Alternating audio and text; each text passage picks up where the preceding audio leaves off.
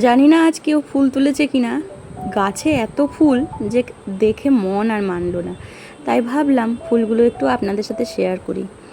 এই গাছটা দেখে এখানকার লোকজন এতটাই পাগল হয়ে গেছে যে রাস্তা দিয়ে যেতে আসতে ডাল তো ভেঙে নিয়েই যাচ্ছে চুপচাপ।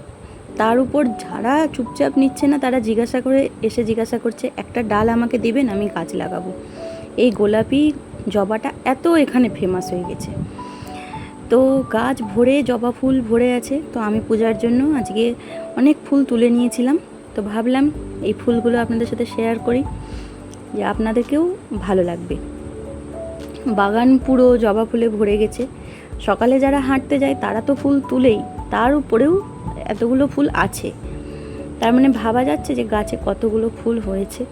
আমি যতটি তুললাম তারপরেও আরও গাছে ছিলই। দূর থেকে দেখলে এত সুন্দর লাগে, চারিদিকে যেন জবা ফুল প্রত্যেকটা কালারের জবা ফুল ভরে আছে। সামনের দিকে সাদা ফুলেরও গাছ আছে। তো সাদা ফুল জবা ফুল সব তুলে নিয়েছিলাম, দিয়ে আজকে আমি পূজা করেছি।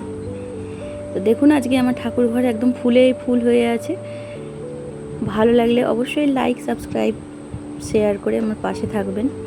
আমি আপনাদের জন্য নিত্য নতুন ছোট্ট ব্লগ নিয়ে আসবো। এই জবা ফুলগুলোর মধ্যে আপনাদের কোন জবাটা সবথেকে বেশি ভালো লাগলো অবশ্যই জানাবেন। ছাদে আমার আরেক রকম জবা আছে, যখন ফুটবে সেই জবাটাও আপনাদের সাথে শেয়ার করব। একসময় আমার ঘরে অনেক রকমের জবা ছিল, এখন অনেকগুলো বিলুপ্ত হয়ে গেছে। এখন এই কয়েকটা আছে, আর ছাদে এক দুটা আছে। তো সেই জবাগুলো যখন ফুটবে সেটাও দেখাবো।